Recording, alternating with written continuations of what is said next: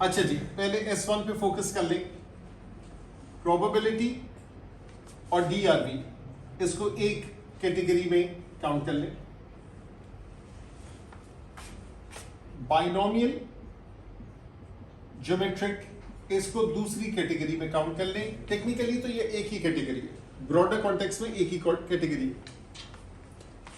इसके बाद आप आ जाएं नॉर्मल डिस्ट्रीब्यूशन में। इसके बाद हम बात करते हैं फ्रीक्वेंसी डिस्ट्रीब्यूशन की, बल्कि फ्रीक्वेंसी डिस्ट्रीब्यूशन क्यों लिखें, इसको लिखते हैं रिप्रेजेंटेशन ऑफ डेटा। इसको दो हिस्सों में लिख देते हैं, मीन स्टैंडर्ड डिविएशन की कैलकुलेशन और डायग्राम बेस्ड कैलकुलेशन।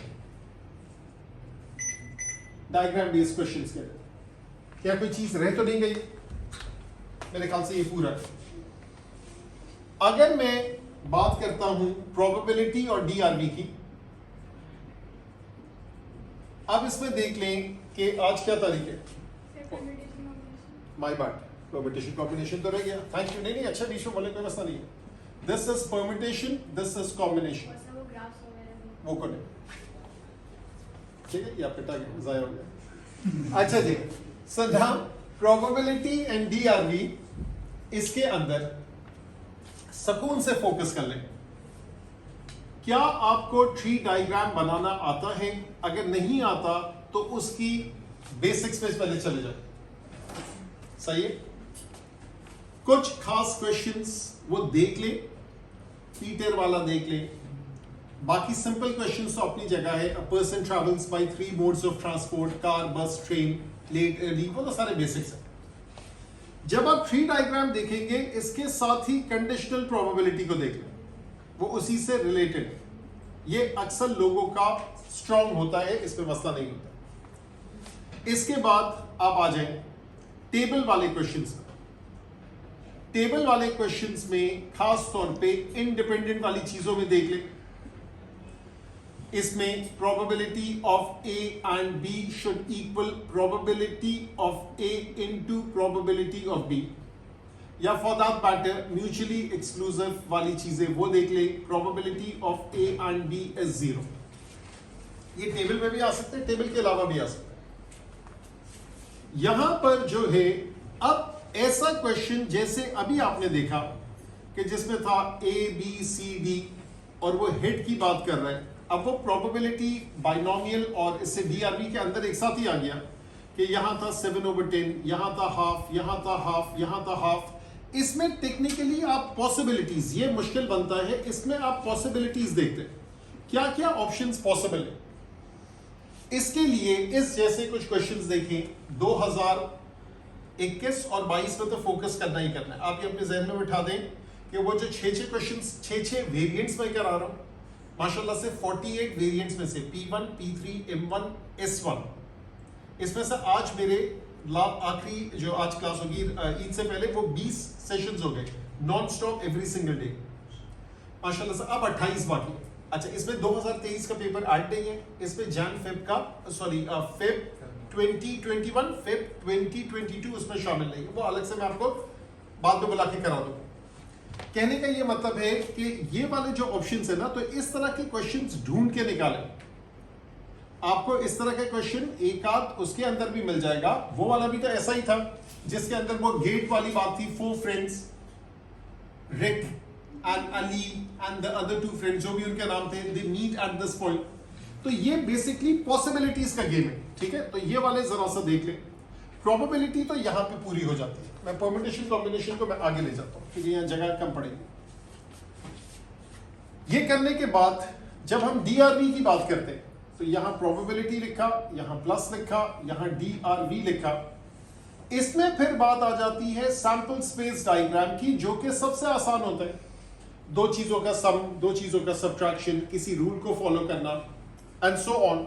तो ये सैंपल स्पेस में आपने यहां पे कुछ लिखा 1 2 3 4, यहां लिखा 1 1 3 7, मिसाल दे रहा हूं।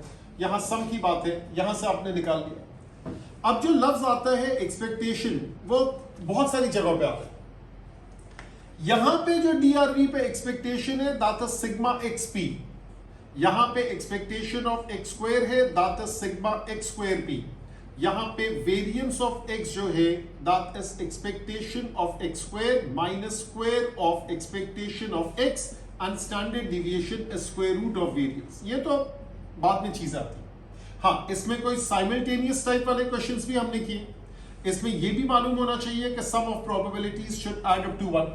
तो ये सारी चीजें इस जगह पे जरूरी है। जब हम बाइनोमियल और ज्योमेट्रिक की बात करते हैं, ये बाइनोमियल है, ये ज्योमेट्रिक है, यहां फर्क जान लें। यहां जो फर्क है, बाइनोमियल में x follows a binomial distribution n, p। यहां n तो होगा ही होगा, n नहीं है तो बाइनोमियल नहीं है। नंबर ऑफ ट्रायल्स फिक्स्ड है, प्रोबेबिलिटी फिक्स्ड है, the trials are independent of one another. ये 2-3 कंडीशंस है। यहां पे इसका अपना फॉर्मूला है, यहां पे एक्सपेक्टेशन है np, यहां पे वेरिएंस है npq, फिर से यहां np npq आ गया। ये अलग है, ये drb है, बाइनोमियल drb का हिस्सा है, मगर इसका अपना फॉर्मूला है। यहां पे ये दोनों फिर बाद में इस्तेमाल होगा np greater than 5, nq greater than 5, continuity correction. ये किसके लिए इस्तेमाल होगा? ये इस्तेमाल होगा नॉर्मल अप्रोक्सीमेशन के। ये बात की बात। यहां पे ज्योमेट्रिक में n होता ही नहीं है। x follows a geometric probability distribution with p expectation is 1 over p। इसमें वेरिएंस का फॉर्मूला होता है, हमारे सिलेबस में नहीं। यहां पे वही है कि tn is q power n minus 1 multiplying with p। Success जैसे ही अचीव होगा आप वहां पे रुक जाए। उसके बाद यहां पे until का लफ्ज आएगा, यहां पे लफ्ज आएगा having a rainy day on 7th नवंबर। मिसाल दे रहा हूं, यानी 1 नवंबर से कहानी स्टार्ट की, 1st, 2nd, 3rd, 4th, 5th, 6th, और जो 7वां दिन है उस दिन सक्सेस है। तो इसका मतलब है ये ज्योमेट्रिक का सवाल है, उसको प्रोबेबिलिटी से खेलना है। अभी आपने क्वेश्चन देखा, जहां 10 दिया हुआ था वहां बाइनोमियल था, जहां बगैर उसके पूछा इसमें तो वो है ही नहीं ना। जैसे ही सक्सेस है तो n क्यों देगा वो, जैसे ही सक्सेस आएगी आप वहां पे रोक दें। तो ये बगैर n का है, ये n के साथ है, इसमें ऑर्डर चेंज होगा। यहां पे ऑर्डर फिक्स है। As soon as you achieve success, जैसे हमने मारियो वाला क्वेश्चन किया था, मारियो हिट्स द टारगेट, वो 2004 का क्वेश्चन था, 2020 में ज्योमेट्रिक आया। तो इसका मतलब है बगैर ज्योमेट्रिक के भी वो सवाल पूछ सकता था, उसने उस वक्त पूछा था। अब यहां पर और जो है एज सच और कोई मसला नहीं है, इट्स ऑल फॉर्मूला बेस्ड। जब हम बात करते हैं नॉर्मल डिस्ट्रीब्यूशन की, तो नॉर्मल डिस्ट्रीब्यूशन में आपको मालूम होना चाहिए कौन कौन सी चीज। एक तो ये है कि z वैल्यू से प्रोबेबिलिटी निकालना, बेसिकली x से z में कन्वर्ट करके प्रोबेबिलिटी निकालना। आपको पता है कि z is x minus mu over sigma. ये जब आप करेंगे तो इसके लिए वो 7 रूल्स का गेम है, वो आपके बिल्कुल फिंगर टिप्स पे होने चाहिए। Probability z lesser than a positive value, read from the table. z greater than a positive value, 1 minus the previous value। दो नेगेटिव अगर आएंगे, यानी single single, z greater than a negative, z lesser than a positive, z lesser than a negative, z greater than a positive। तो negative का तो अपने कोई असूल नहीं है, इसलिए कि टेबल में नेगेटिव z है ही नहीं। z lies between two values, both are positive, read the table for the first, read the table for the second and subtract। z lies between two values, both are negative, read the table, first of all ignore the minus sign, दोनों positive हो गए, read the table for the bigger value, read the table for the smaller value and subtract। मसला कहां आता है, एक positive एक negative, हमें कोई उसकी कंक्लूजन, उसकी रीजनिंग नहीं चाहिए। read the table for each, add them up, बड़े छोटे का मसला नहीं है, and then subtract one। ये 7 रूल्स आपके पास होने चाहिए। इसके मुकाबले में अगर मेरे पास P है, P से Z निकालना है, Z से या तो X निकालना है, Z से या तो म्यू निकालना है, Z से या तो सिग्मा निकालना है, या ये दोनों एक साथ निकाल के साइमल्टेनियस वाला क्वेश्चन करना है। इसमें क्या है, इसमें 2 रूल है। वो 2 रूल क्या है, make sure probability is at least 50%, 0.5, और अगर ना हो तो क्या करेंगे, if not flip inequality and subtract probability from 1। और उसके बाद फिर क्या करेंगे, लेसर साइन है z के साथ, z वैल्यू पॉजिटिव, z के साथ ग्रेटर साइन है, z वैल्यू इज नेगेटिव, और फिर कंपेयरिंग कोएफिशिएंट करेंगे। अभी जिस क्वेश्चन को अभी हमने देखा था, समथिंग लाइक दिस, कि वो जो है z lies between mu plus sigma, mu minus sigma, x follows a normal distribution mu comma sigma square. ये साइमल्टेनियस का सवाल नहीं है, ये तो म्यू और सिग्मा कैंसिल हो जाता है. अगर मुझे ये प्रोबेबिलिटी चाहिए तो मैं क्या लिखूंगा? Probability z lies between mu plus sigma mu minus sigma. उसमें से मीन सब्ट्रैक्ट होगा दोनों में से, म्यू म्यू कैंसिल हो गया, सिग्मा से डिवाइड होगा तो क्या बचेगा? तो मेरा आंसर बचेगा probability x lies between mu plus sigma mu minus sigma is the same thing as z lies between 1 and -1. ऐसे ही बचेगा. जो भी सिग्मा का कोफिशिएंट है वो बचेगा. ये 1 सिग्मा तो ये 1 और 1 बचेगा. अगर यहां मैं लिखूं mu plus 2 sigma mu minus 2 sigma तो क्या बचेगा? Plus minus 2. 3 में 3 की वैल्यू 2.999 प्लस 3 माइनस 3, ये वाली चीज होगी. उसके बाद मीन एंड स्टैंडर्ड डिविएशन. अब यहां पर आपका रॉ डेटा की अगर हम बात करेंगे वर्सेस फ्रीक्वेंसी डिस्ट्रीब्यूशन की बात करेंगे, दोनों चीजें अलग अलग है, दोनों फॉर्मूलाज अलग अलग है. इसको मैं लिखता हूं. जब हम रॉ डेटा की बात करते हैं तो हम लोग लिखेंगे x bar is sigma x over n. यहां n आएगा इंस्टेड ऑफ f. जब हम स्टैंडर्ड डिविएशन की बात करते हैं so that is sigma x square over n minus x bar square. मैंने ये वेरिएंस लिखा. जब मैं बात करूंगा फ्रीक्वेंसी डिस्ट्रीब्यूशन की, x bar is sigma fx over sigma f. जब मैं वेरिएंस की बात करूंगा तो मैं लिखूंगा sigma fx square over sigma f minus x bar square. फिर अज्यूम मीन का कॉन्सेप्ट आता है. अज्यूम मीन भी कहते हैं, कोडिंग भी कहते हैं. y is equals to for example x minus 10, मिसाल दे रहा हूं. वो आपको देगा sigma x minus 10 is something, sigma x minus 10 whole square is something. तो आप y बार निकालेंगे, y बार से कन्वर्ट करेंगे x बार में. हमने क्वेश्चंस किए हुए जिसमें y बार भी गिवन था, x बार भी गिवन था, वो जो कांस्टेंट था वो आपने निकाल लिया.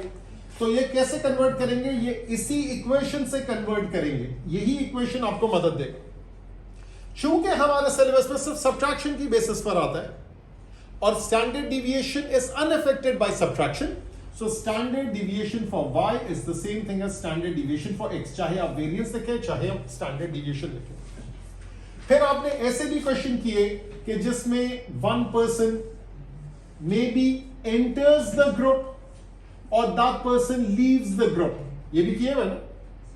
तो जब अगर एक पर्सन एंटर करेगा तो सिग्मा एक्स न्यू जो है that will be sigma x old plus that new value. जो भी इसकी नई वैल्यू है, नॉट एक्स बार, एक्स की नई वैल्यू डालें.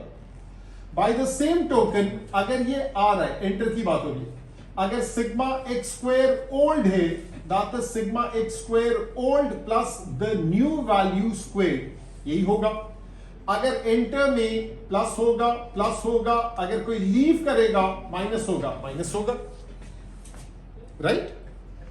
और अगर मैं डायग्राम बेस्ड क्वेश्चन में यहां लिख दूं परम्यूटेशन कॉम्बिनेशन ताकि हम भूल नहीं जाए. डायग्राम बेस्ड क्वेश्चन में फ्रीक्वेंसी डिस्ट्रीब्यूशन, इसमें जरूरी है कि क्लास बाउंड्रीज हो. यह जरूरी है. अच्छा, जहां तक क्लास विड्थ का ताल्लुक है, वो चूंकि हमें क्लास विड्थ की कब जरूरत पड़ेगी? जब हम हिस्टोग्राम बनाएंगे. तो जब हम हिस्टोग्राम बनाएंगे हमें क्लास बाउंड्री की तो जरूरत ही है. So that is upper class boundary minus lower class boundary. वैसे तो class width upper class interval minus lower class interval plus 1 भी है. By the same token x की वैल्यू जो है that's half of upper class interval plus lower class interval. x is also equals to half upper class boundary plus lower class boundary. अच्छा, इसमें एक सिर्फ exception है. वो एक्सेप्शन ये है कि हो सकता है जो आपकी क्लास बाउंड्री हो वो लेंथ की हो या फॉर एग्जांपल टाइम की हो. और उसमें अभी रीसेंट पेपर में ही वो रिकॉर्डिंग चेक कर लीजिएगा, मुझे याद नहीं है, कम से कम 2-3 क्लासेस पहले की बात है, S1 की बात कर रहा हूं, कि उसके अंदर जब हम बाउंड्री में कन्वर्ट करते हैं तो वो बाउंड्री हो गया -0.5. तो -0.5 तो नहीं ले सकते वो बाउंड्री. तो वहां पे मजबूरी थी कि क्लास इंटरवल से ही निकालना था. तो ये क्लास इंटरवल वाले से ही वहां निकालना पड़ा क्योंकि बाउंड्री से रॉन्ग आंसर आता है. You can not take a negative length, you can not take a negative time. Otherwise this thing perfectly works. आपको मालूम होना चाहिए frequency density is class frequency divided by class width. जितनी भी frequency के diagrams है उसमें हमेशा फ्रीक्वेंसी रिलेटेड कोई चीज ही ऊपर जाएगी, चाहे वो सिंपल हिस्टोग्राम होता तो फ्रीक्वेंसी जाता, अनइक्वल क्लास विड्थ होता तो फ्रीक्वेंसी डेंसिटी जाता, क्यूमुलेटिव फ्रीक्वेंसी होता तो क्यूमुलेटिव फ्रीक्वेंसी जाएगा। इसी के अंदर cumulative frequency data versus frequency distribution का डेटा, ये क्यूमुलेटिव फ्रीक्वेंसी डिस्ट्रीब्यूशन लिख देते, ये आपको दोनों तरफा कन्वर्ट करने आनी चाहिए। फ्रीक्वेंसी का है, अपर क्लास बाउंड्री लिया, नीचे उसको ऐड किया, जैसे मैंने भी थोड़ी देर पहले एग्जांपल में किया। हो सकता है अपर क्लास बाउंड्री, ये वाला क्वेश्चन भी किया हुआ है, अपर क्लास बाउंड्री वाला दिया हुआ है, उसके डिफरेंसेस देके फ्रीक्वेंसीज को सब्ट्रैक्ट करके वो लिखना है।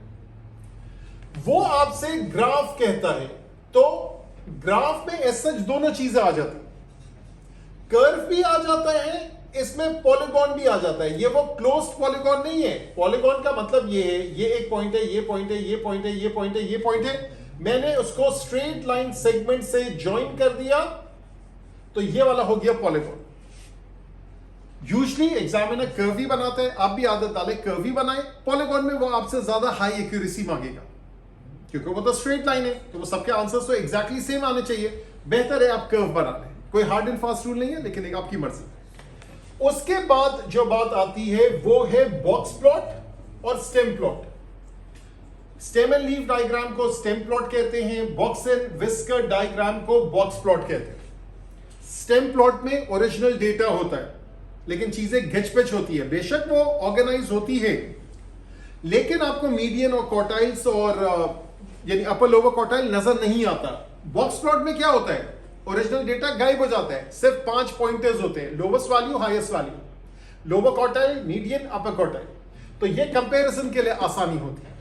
इसमें ओरिजिनल डेटा अपनी जगह है, इसका मीन और इसका एडवांटेजेस डिसएडवांटेज पे फोकस कीजिएगा। एक और क्वेश्चन वो आपको उसी रीजनिंग में नजर आएगा, वो ये है कि जब हम बात करते हैं मीडियन की बेसिस के ऊपर तो हम लफ्ज इस्तेमाल करते हैं एवरेज। ऑन एवरेज ये वाली टीम के जो प्लेयर्स हैं वो ज्यादा हैवी वेट थे एज कंपेयर टू दिस। हम ये नहीं कहेंगे कि इसका मीडियन हायर था, वो तो ऑब्वियसली बात है, एग्जामिनर की भी आंखें उसको भी नजर आ रहा है। हम कहेंगे ऑन एवरेज मीडियन चूंकि हायर था तो ये वाले ऑन एवरेज ये ज्यादा हेवियर थे। जब हम बात करते हैं इंटरक्वार्टाइल रेंज की, that is a measure of dispersion, that is a measure of spread. इस वाले का इंटरक्वार्टाइल रेंज ज्यादा है तो इसमें डेटा का फैलाव ज्यादा है, डेटा की वेरिएबिलिटी ज्यादा है। ये सारे उस गूगल क्लासरूम वाली रिकॉर्डिंग में मौजूद है। यहां पे मीडियन की जगह यही रीजनिंग होगी अगर मैं मीन के हवाले से पूछूं, इंटरक्वार्टाइल रेंज की जगह यही रीजनिंग होगी अगर मैं स्टैंडर्ड डिविएशन या वेरिएंस के हवाले से पूछूं।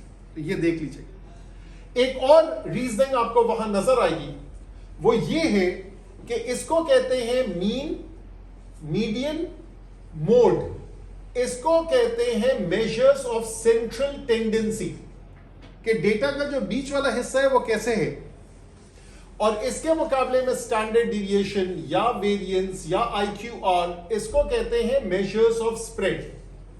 फॉर एग्जाम्पल मैंने आपको डेटा दिया और किसी कंपनी का उसमें सैलरीज दिखी हुई है, उसमें मोड भी है, उसका मैं एवरेज निकाल के मीन भी निकाल सकता हूं, और उसमें जो सैलरीज है वो कुछ ऐसी है कि उसमें जरा सी वेरिएशन ज्यादा है। तो वो पूछता है कौन सा मेजर ऑफ सेंट्रल टेंडेंसी सबसे अच्छा इसको डिस्क्राइब करेगा, तो वो सबसे अच्छा डिस्क्राइब जो करता है वो मीडियन करता है। क्यों? क्योंकि देखिए जो मीन है वो एक्सट्रीम वैल्यू से अनरियलिस्टिक देगा। फॉर एग्जाम्पल आप 10 लोगों की तनख्वाह समझे 20,000, 30,000, 40,000, 50,000, मेरी 40 लाख ऐसी कह रहा हूं, ठीक है? तो ये जो है अब जो एवरेज आएगा वो तो बहुत ही आउट हो जाएगा। हाँ, तो फिर मैं कहूंगा कि मीडियन मेक सेंस करेगा। बीच वाली ये है आधे लोगों की इससे कम, आधे लोगों की इससे ज्यादा, तो that is why median is something. Again फिर से एम्फसाइज कर रहा है, ये सारी चीजें वहां मौजूद है। अब आखिरी चीज पर आए, that is permutation and combination. Permutation में जो खास चीजें हैं, together, not together, separated. Not together का मतलब है not all next to each other, और सेपरेटेड का मतलब है not next to each other. ये सारे के सारे एक साथ नहीं है, ठीक है। Not all next to each other, कुछ साथ हो सकते हैं, यहां not next to each other, इसका मतलब है सेपरेटेड। ये वाला स्पेस वाला कॉन्सेप्ट, ये वाला सब्ट्रैक्शन वाला कॉन्सेप्ट, ये वाला बॉक्स वाला कॉन्सेप्ट। उसके बाद नेचुरली आइडेंटिकल का कॉन्सेप्ट जो आप डिवाइड करते हैं फैक्टोरियल से। इसी तरीके से नंबर फॉर्मेशन को देख लें, बहुत दिनों से नहीं आ रहा है, ठीक है। नंबर फॉर्मेशन जब हम बात करते हैं एनसीआर की, तो इसके अंदर वो क्वेश्चंस भी देख लें जिसमें आइडेंटिकल की बेसिस पे करना है। For example refrigerator, REFRIGERATOR,